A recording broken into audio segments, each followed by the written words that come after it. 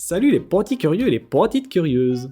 Si vous êtes déjà allé dans un zoo ou que vous avez l'habitude de regarder des docus animaliers, vous avez sûrement déjà vu cet animal. Une antilope. C'est quand même stylé, hein, rien à voir avec une vulgaire vache. En êtes-vous si sûr? Eh ben on va vérifier. C'est magique! Il faut savoir que les antilopes et les chèvres, et même les vaches, c'est un gros morceau. Aujourd'hui elles sont pleines, mais ça n'a pas toujours été comme ça. On va revenir un peu en arrière, il y a 20 millions d'années. À ce moment-là, il n'y a que des antilopes, de très vieilles antilopes primitives. Ces animaux sont pour l'instant les seuls représentants de la quasi-totalité du groupe des bovidés. Mais qu'est-ce qu'un bovidé? Eh ben c'est les vaches, les chèvres, les autres trucs. C'est plus ou moins toutes les bêtes à cornes anguligrades. You fool. Il y a quelques exceptions, mais dans l'ensemble, si on compte aussi les espèces sauvages, c'est surtout ça. Donc, à l'époque, pas de vaches, pas de chèvres, rien que des antilopes. En évoluant, elles ont donné deux groupes distincts, qui sont des sous-groupes des bovidés. C'est comme ça que sont apparus les bovinés, avec un N, et les caprinés, avec un N. Et avec eux, encore plus d'antilopes. Et oui, pas la peine de partir à la campagne pour voir les vaches y faire caca, vous les trouverez pas. Il va falloir attendre. Ouais, ça va être long. On va avancer, hein. Et voilà, les populations d'antilopes se sont adaptées à plein d'environnements différents. Elles se sont spécialisées. Certaines se sont développées dans des grandes plaines, et d'autres se sont rapprochées des montagnes. Cette fois, c'est bon. Les vaches et les chèvres font leur entrée. Bienvenue, prenez une chaise. J'en étais où? Ah oui, sauf que toutes les antilopes ne sont pas devenues des vaches. Il y en a toujours plein et elles continuent de faire leur vie.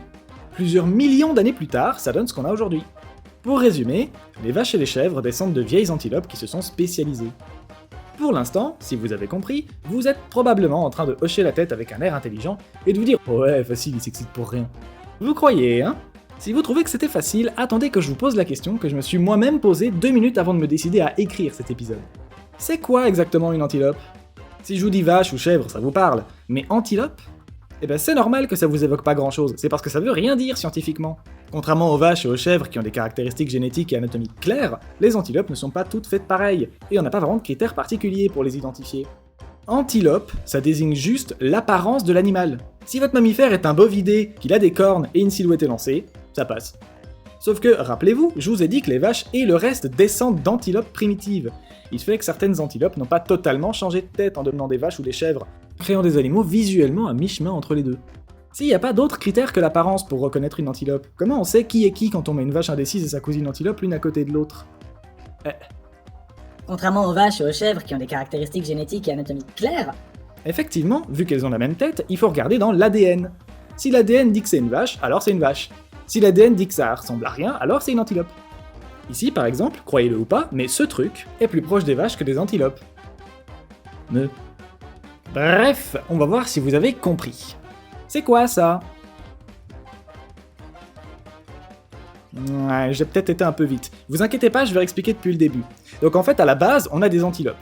Ces antilopes-là se sont développées et ont donné 2 catégories importantes. Et ensuite, elles se sont mises devant une partie Crash Bandicoot. C'est une antilope. sur PS1. En vrai, elles auraient pu jouer à celui sur PS2.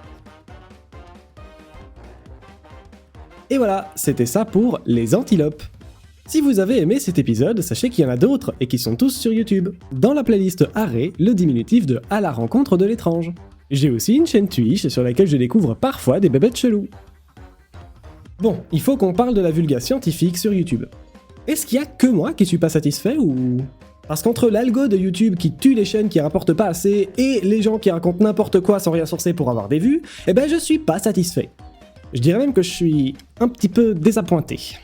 Donc voilà ce qu'on va faire. Si vous connaissez les chaînes de vulga scientifique sur YouTube, n'hésitez pas à les mettre en commentaire. Ici, pas de pub abusive chez les autres s'il vous plaît. Déjà c'est pratique pour le référencement, mais en plus ça nous permettra à moi et aux éventuelles personnes qui passeraient par là de découvrir des nouvelles chaînes de vulga. Parce que j'ai l'impression que ça manque un petit peu quand même. Ici, on s'intéresse surtout à la biodiversité, mais si vous avez des chaînes qui parlent d'autres choses, on prend aussi, hein.